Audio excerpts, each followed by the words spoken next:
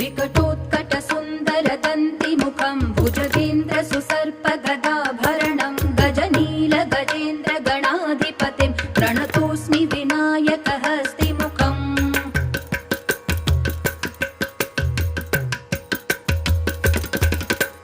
सुरसुरगणपति सुन्दरकेशं ऋषि गणपति यज्ञसमानं भव भव गणपति पद्मशरीरं जय जय गणपति दिव्य नमस्ते गजमुखवक्त्रं गिरिजापुत्रं गणगुणमित्रं गणपतिमीशप्रियं गणपतिमीशप्रियं गणपतिमीशप्रियम् करधृतपरशुं कण्कणपाणिं कबलितपद्मरुचिं सुरपतिवन्द